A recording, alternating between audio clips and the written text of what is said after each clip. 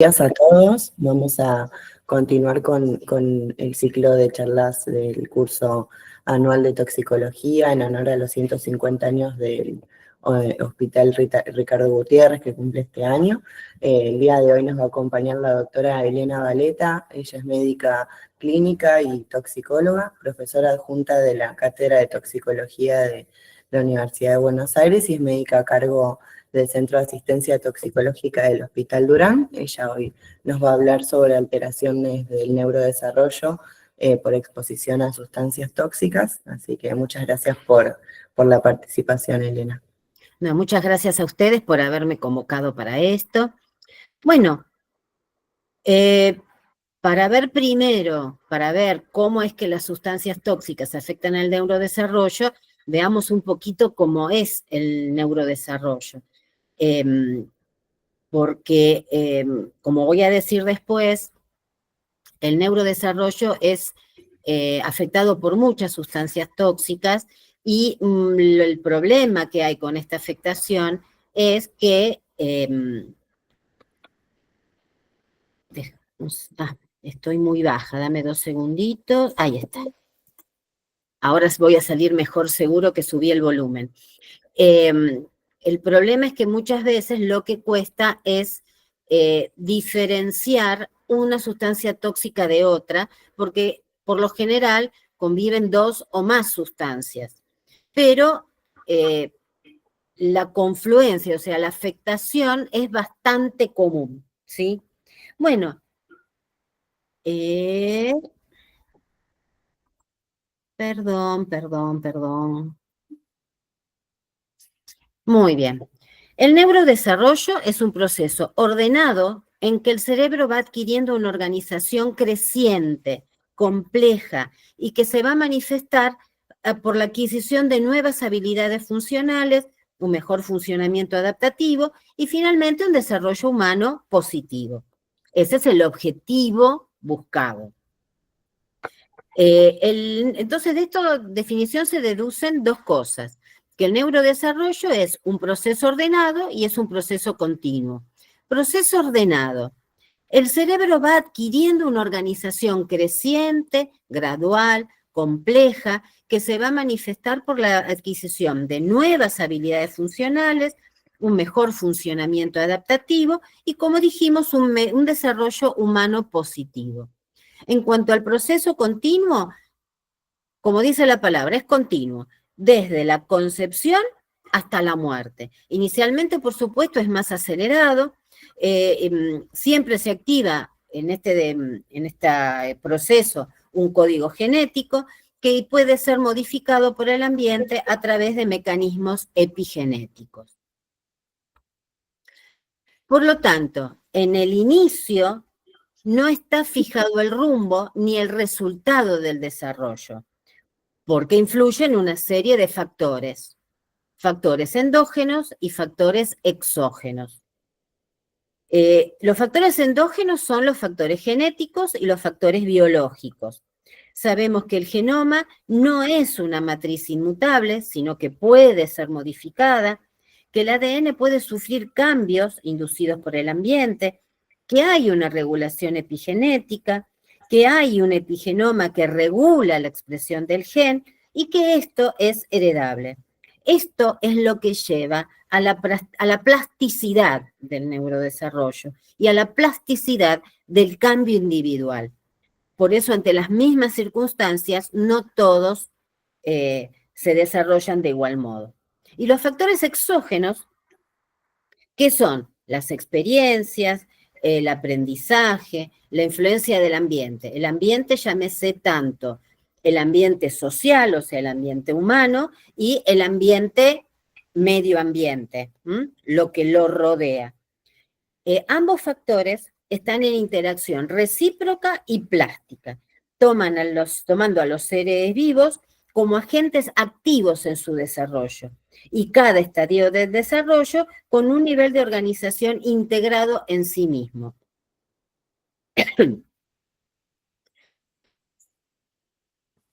Bien, el neurodesarrollo reúne una serie de características.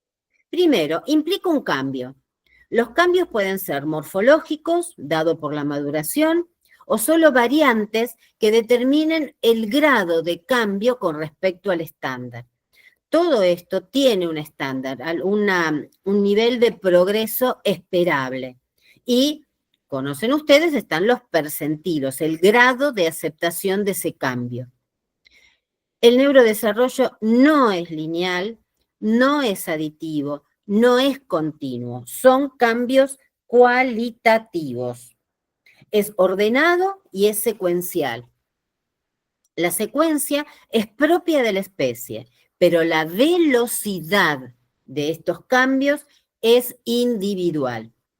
Tiene una dirección definida, tiene un fin determinado, pero varias vías para conseguirlo. Eso es lo que hace la variabilidad. Es relativamente permanente, es irreversible, no son circulares, transitorias o voluntariamente reversibles. Yo no puedo hacer un cambio en mi neurodesarrollo. El organismo avanza hacia niveles de mayor complejidad. Esto ocurre por una relación multidireccional y recíproca de factores que se encuentran involucrados. Como ven ustedes, como decíamos antes, es un proceso complejo, hay muchas variables.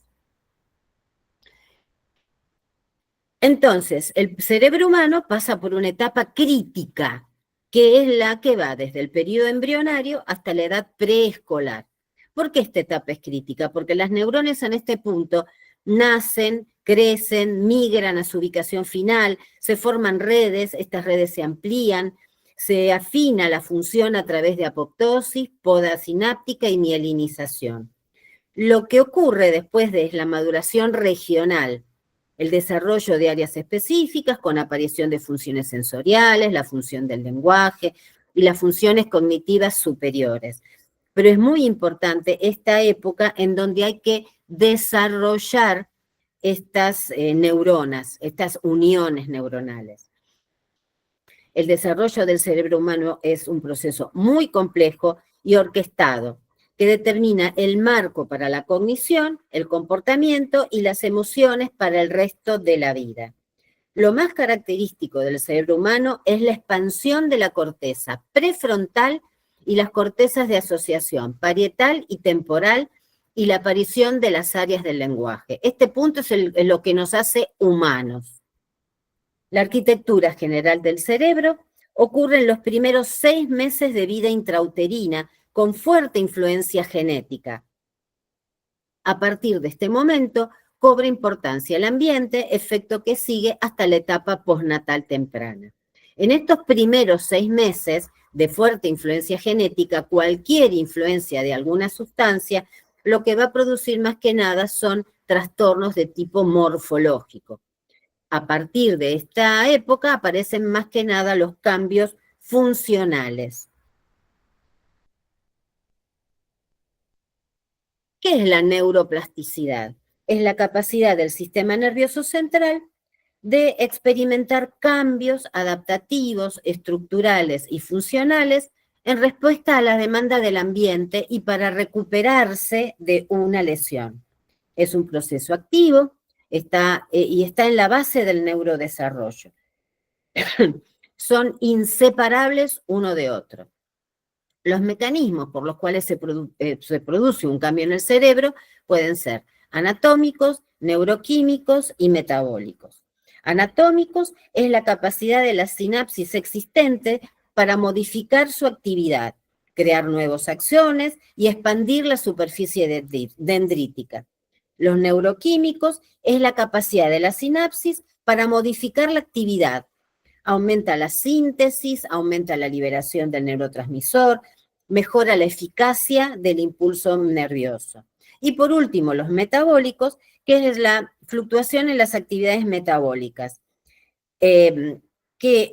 Esta fluctuación es la que aprovecha el cerebro para mejorar las experiencias. Ejemplo, mejorar la utilización de glucosa, mejorar la utilización de oxígeno para optimizar la función neurológica. La neuroplasticidad está codificada genéticamente y está regulada por factores intrínsecos y extrínsecos. Por lo tanto, esto implica cambios. Estos cambios se denominan hitos del neurodesarrollo. Estos hitos son universales y propios de la especie. Son adquiridos en forma secuencial. Cada hito es la base para el próximo hito y las nuevas adquisiciones permiten adaptarse al entorno a través del aprendizaje y la memoria. Es fundamental para el neurodesarrollo y para el desarrollo en general el aprendizaje. En el hombre primitivo, este aprendizaje le permitía adaptarse a su entorno. Sabía qué comida le servía o era útil, qué comida no tenía que ingerir, cómo aprendía a cazar, aprendía a pescar, qué vegetales podía consumir, qué vegetales no. Entonces esto es muy importante, desarrollar el aprendizaje. Y sobre todo la memoria, porque la memoria también es base para el aprendizaje. Los cambios pueden ser adaptativos, resilientes, pero en muchos casos son desadaptativos y las consecuencias dependen de la naturaleza y la extensión del proceso neuropatológico, la etapa en la que se produce, la funcionalidad de los mecanismos homeostáticos del individuo. Este es el punto que nos interesa, que nos convoca hoy. Y la parte nuestra, los tóxicos, no solamente son sustancias tóxicas, también hay muchos otros factores, pero las sustancias tóxicas provocan estos cambios desadaptativos. ¿En qué se observa esto? Bueno, esto se relaciona con encefalopatía hipoxicoisquémica, epilepsia, discapacidad intelectual, trastornos madurativos, trastornos del espectro autista, trastornos de déficit de atención e hiperactividad, toda clase de trastornos neurológicos. En el neurodesarrollo se destacan estos 3 puntos. Tiene un periodo sensible, un periodo crítico y ventanas de vulnerabilidad, que son importantes tener en cuenta porque son la afectación de estos 3 puntos es lo que puede provocar estos trastornos. El periodo sensible son periodos más prolongados, son más frecuentes. En estas etapas hay una adquisición gradual de funciones que puede extenderse estos periodos chiquititos, estos periodos frecuentes durante años. El ejemplo de estos periodos sensibles es el aprendizaje y la memoria. De a poquito se van abriendo estos pequeños periodos y esto produce el aprendizaje. Periodos críticos. Los periodos críticos son menos frecuentes, son etapas cortas, bien definidas, en la que ocurre un desarrollo o cambio rápido en algún área del cerebro específica. Ejemplo, la visión binocular. Para la visión binocular, para desarrollarla, se necesita el estímulo lumínico en determinados momentos para poder obtener una buena visión binocular. Y otro es el lenguaje. Para que exista lenguaje, tiene que haber otro humano que hable un determinado lenguaje. Si alguien cuando soy bebé me habla, yo voy a ir adaptándome a eso que voy escuchando y voy adquiriendo lentamente el lenguaje. Las ventanas de oportunidad. Son periodos durante los cuales son necesarios estímulos y experiencia específica para facilitar el crecimiento sináptico o dependiente de uso. Acá lo que tengo que hacer es usar algo para poder desarrollarlo. Tiene que ver con los periodos anteriores. Ocurre en etapas de alta sinaptogénesis y se relaciona con la plasticidad cerebral. En la vida intrauterina y el primer año, el cerebro es muy vulnerable. Puede modificar su volumen, su microestructura y la conectividad por factores ambientales adversos. Los factores ambientales, estos factores nosotros vamos a hablar de los factores ambientales, vamos a referirnos un poquito a los factores ambientales que nos interesan en toxicología. Las sustancias implicadas, tenemos el consumo de sustancias psicoactivas y los contaminantes ambientales. Sustancias psicoactivas incluimos a todas absolutamente. ¿Cuáles son las que nosotros más vemos en nuestro medio? Alcohol, cocaína y marihuana. Las otras existen, pero son menos frecuentes. Estas son las tres que se llevan la palma de la victoria. Las sustancias psicoactivas pueden atravesar placenta, cada una tiene su modo de atravesarla y afectar el feto. El modo y la magnitud de esta afectación va a depender de la o las sustancias implicadas, la dosis que se utilice, la duración del consumo, el periodo de gestación en el cual se consuman. Por lo general se observa el policonsumo, que eso es lo que hace que sea difícil relacionar una sustancia con una manifestación. Entonces, por lo general, este policonsumo hace que no se pueda determinar esta relación de sustancia con el efecto, pero sí se puede determinar que no existe una dosis umbral. No hay una dosis de cualquier sustancia psicoactiva que pueda considerarse segura para decir, bueno, por debajo de esta cantidad no va a haber ninguna afectación. Lo ideal sería que durante el embarazo no se consumiera ninguna sustancia psicoactiva porque puede estar relacionada con algún trastorno.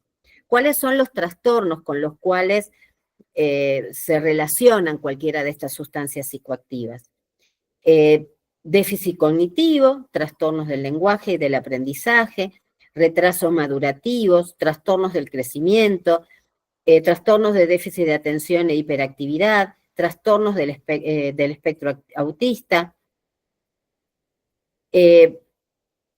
Estas sustancias, todas estas drogas psicoactivas, afectan el funcionamiento del sistema nervioso. Todos lo conocemos por su afectación en los adultos. Bueno, también va a afectar el neurodesarrollo del feto en desarrollo. Y tanto en el feto como en el neonato son alterados.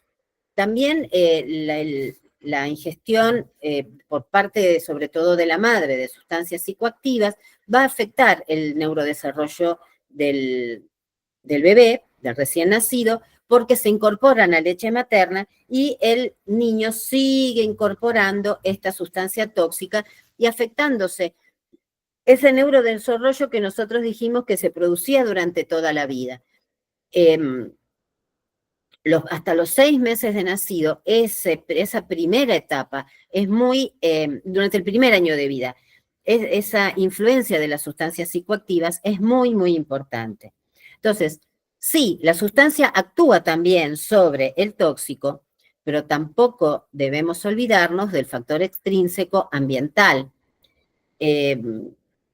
Una madre, un padre, un cuidador que consume drogas psicoactivas, también altera la relación de ese cuidador, esa madre, digamos, madre, padre, cuidador, con esa relación con ese bebé. Ese bebé necesita estímulo para desarrollarse. Sí. Un segundito. Ese bebé necesita ese estímulo, que lo estuvimos nombrando, necesita ese estímulo por parte de esa persona adulta para desarrollarse adecuadamente. Un cuidador que consume drogas no va a tener, va a ser problemático también ese cuidado. Por lo general, no dan el adecuado estímulo a ese bebé para que se desarrolle y además tampoco los cuidados físicos.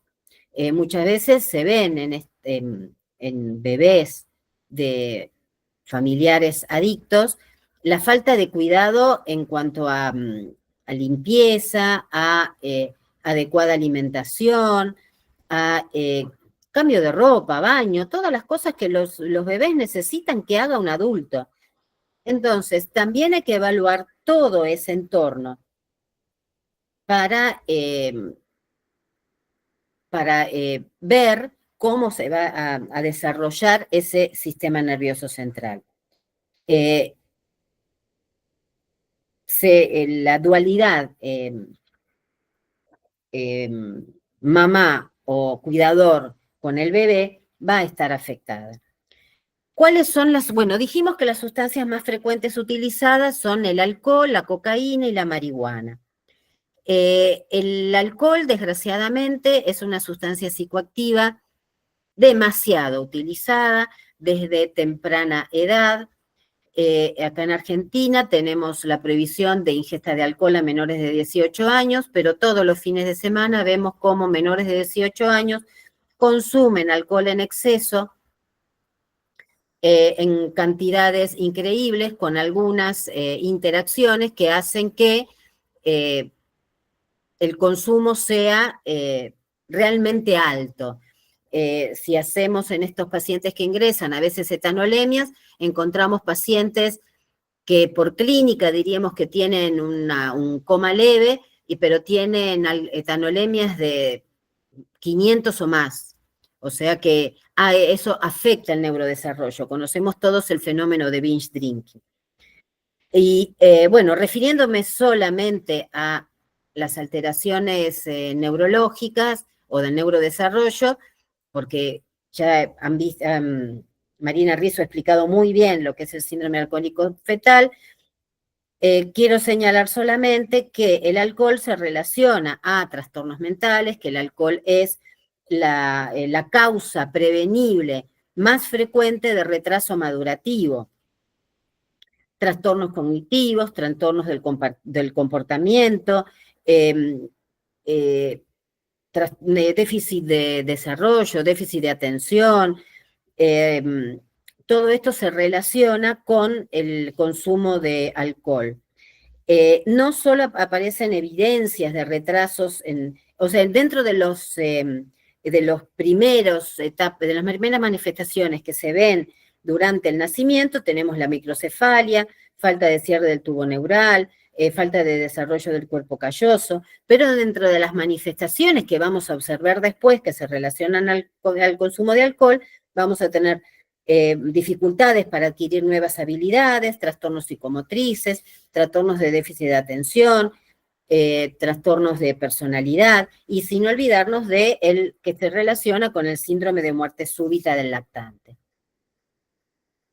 En cuanto a la cocaína, el consumo de cocaína durante el embarazo, aparte de las alteraciones morfológicas con las que se puede relacionar, podemos observar microcefalia, disminuciones del perímetro cefálico, también déficit cognitivos, trastornos del lenguaje y del aprendizaje, trastornos del crecimiento. También se lo relaciona a síndrome de muerte súbita del lactante. Con respecto a la marihuana, bueno, también repetimos prácticamente lo mismo. Se observan retrasos en la maduración del sistema nervioso central del feto, trastornos neuroconductuales, trastornos del sueño, alteraciones visuales, déficit de atención, hiperactividad, trastornos de la conducta. Estas tres drogas, estas tres sustancias psicoactivas, suelen coexistir. O sea, si se hace un adecuado interrogatorio a la mujer embarazada, que es la primera que vamos a tener como para poder hacer alguna acción preventiva, vamos a ver que en muchos casos hay problemas coexisten las tres sustancias. Y este consumo afecta el neurodesarrollo del recién nacido.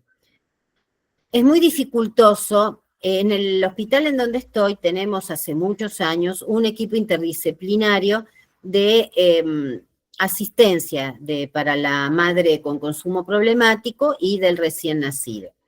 Bueno, nuestra intención era captar ya en obstetricia a las mujeres embarazadas para tratar de tener un embarazo, que tengan un embarazo lo más limpio posible, evitar complicaciones para ellas, más que nada. Recordemos que la cocaína estimula la posibilidad de eclampsia.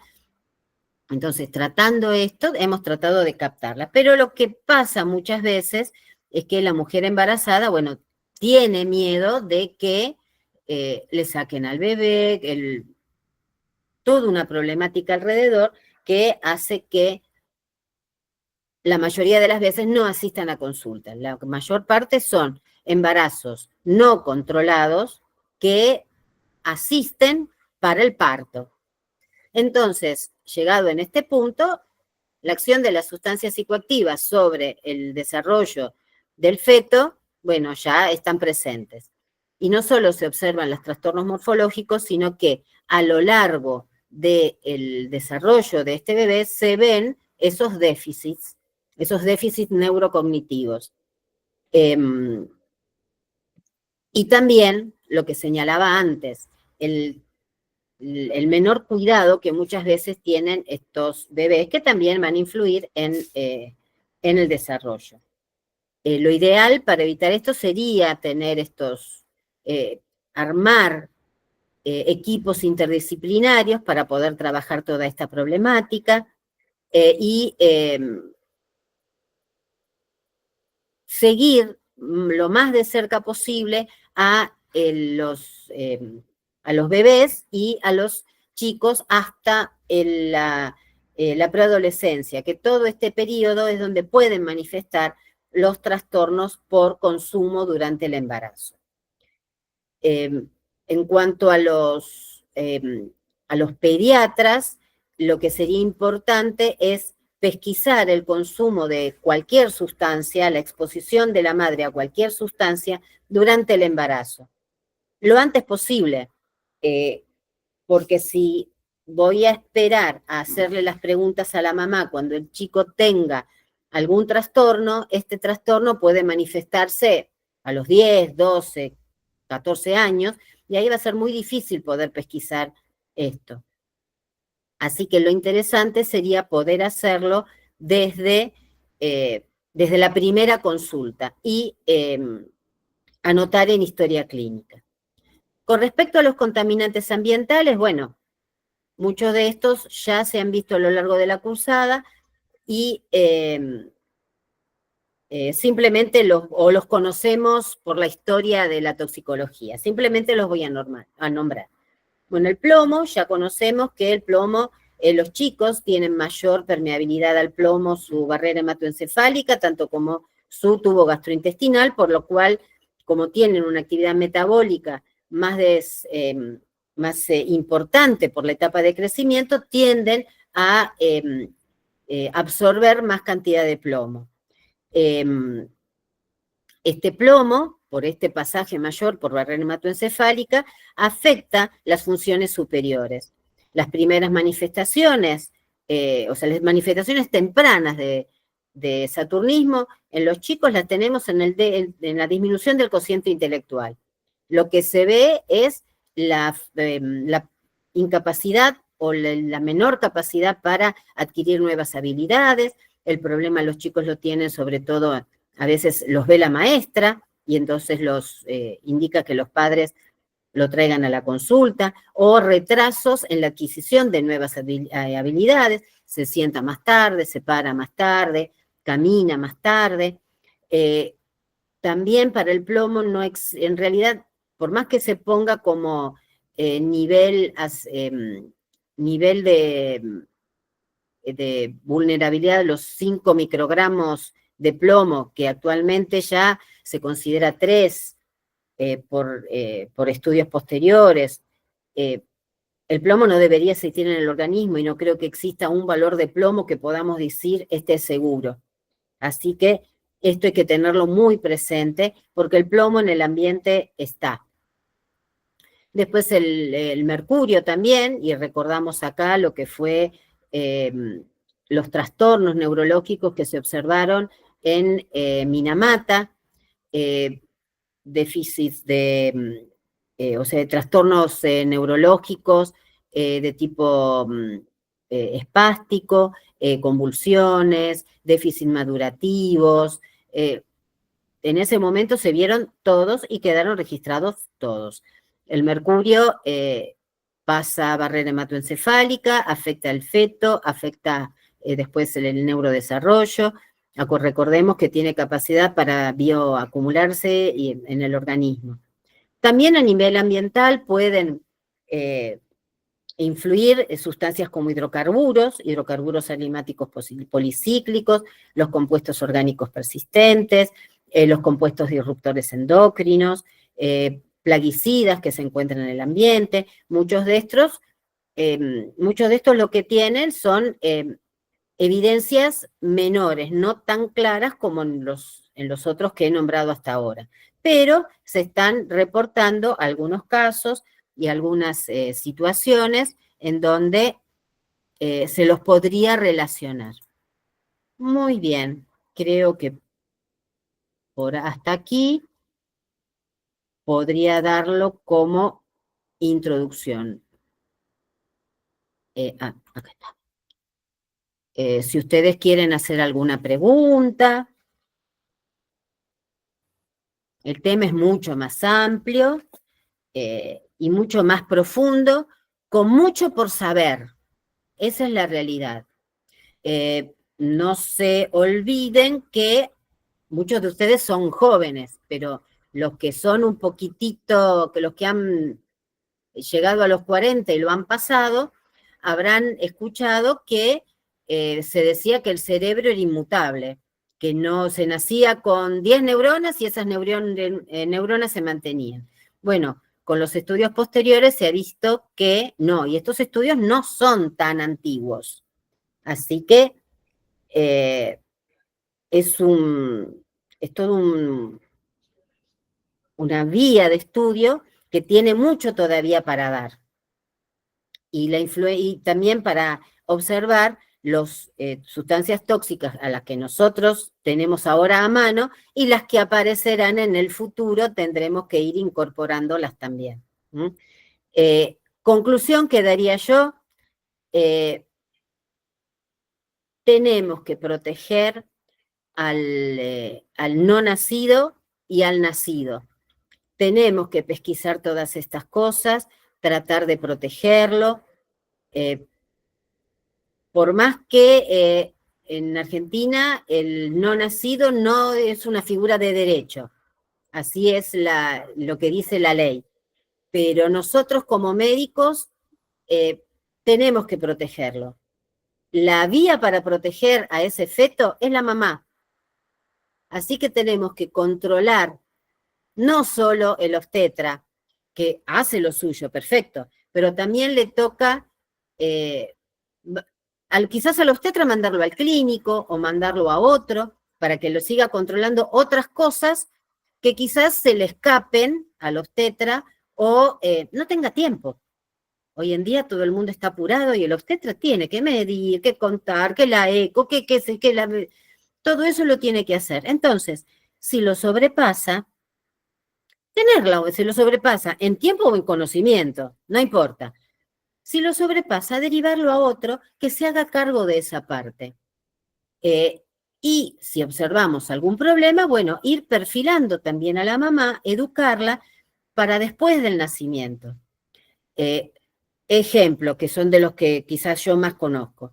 La madre con consumo problemático, lo ideal sería trabajar todo el embarazo para que no consuma y después también hablar para ver qué piensa hacer después del nacimiento, porque esa droga, si ella dice, bueno, yo no consumo ahora, pero después cuando nazca, yo quiero amamantar, pero voy a empezar a consumir. Bueno, ahí habrá que explicarle el pasaje mamario de la sustancia, que ese también es un periodo, llevarla, que piense, reflexione, y ella tome su decisión. No imponer nosotros lo que queremos, darle los elementos para que ella pueda pensar y tomar una decisión. Y en base a lo que ella decida, actuar. Estoy, como dije, marcando lo ideal. Lo ideal no es lo cotidiano. Lo cotidiano es lidiar con la madre que no se controló un embarazo, controlar ese bebé que seguramente si no tiene trastornos morfológicos en el momento del nacimiento, los puede tener después.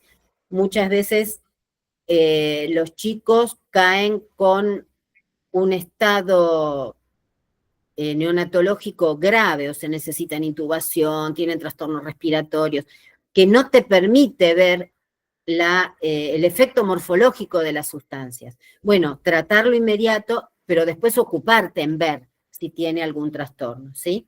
Entonces es un campo muy amplio, es un campo nuevo, con muchas cosas para desarrollar, pero bueno, yo lo que más quiero en esto es mostrarles la puntita de la madeja para que ustedes solitos vayan deshojando la margarita o abriendo el ovillo. ¿Mm? Bien, si tienen alguna pregunta. No sé si hay alguna pregunta pueden poner en el chat, si no, cualquier cosa quedamos a disposición. Bueno, muchas gracias, Elena, por la participación. Creo que es un tema muy importante, como decías, está aumentando mucho la incidencia, sobre todo adelantándose la edad de inicio de consumo, y creo que lo más importante es esto, tenerlo en cuenta para hacer prevención desde antes del nacimiento, sobre todo, y esto como un tema muy amplio para hablar, pero creo que está bueno como para tener en cuenta. Piensen también en los cambios sociales que se van experimentando a lo largo del tiempo. Cuando yo arranqué con todo esto, allá cuando era ayudante de toxicología y todavía era estudiante, y nos hacían hacer las prácticas, lo que vos veías era la persona adicta, que Claro, tenía todo un entorno no adicto. claro. Lo que vemos ahora nosotros, lo que nos cae, es el adicto, hijo de adictos, Sí. nieto de adictos. Sí, sí, en el hospital. Entonces, eso incluye todo un cambio. ¿Por qué? Porque hay el descuido que nombrábamos nosotros, el descuido social, ya lleva generaciones. Antes eran adictos que habían tenido un cuidado social, que alguna cosa así, si los interrogabas, vos encontrabas algo alterado, pero ahora en un adicto que es nieto ya, o sea, madre y abuelos adictos, hay un descontrol de cuidados. Sí. Esa persona, ¿sí? Esa mujer, si se embaraza y tiene un bebé, no fue educada para cuidar ese bebé. Entonces, necesita más todavía el apoyo por parte del cuerpo médico, cuerpo de salud, porque todos, mi equipo está integrado estoy yo, está médico pediatra, neonatólogo, obstetra, psicólogo, psiquiatra, trabajador social. Es así de grande. Todo eso se necesita para llevar eso adelante, más todo lo que pueda necesitar el chico después. Estimulación neurológica, trabajo por parte del gabinete psicopedagógico, trabajo de gabinete de neurodesarrollo, fonoaudiología. Es muy amplio lo que hay que hacer. Si los familiares no lo pueden hacer, lo vamos a tener que impulsar nosotros y manejar nosotros. No nos queda otro. Han perdido la noción de cuidado del recién nacido, que es una desgracia, pero es así. Así que tenemos que hacer un poco más de lo que había que hacer antes. Sí, sí, bueno, y esto es lo importante del trabajo multidisciplinario, porque esto necesitan cada vez necesitan como más apoyo, porque es más difícil para las familias llevarlo a cabo. Sí, es complicado. Pero bueno, muy interesante. Gracias, Elena. Por nada, si alguien tiene una pregunta, todavía tenemos un poquito más de tiempo.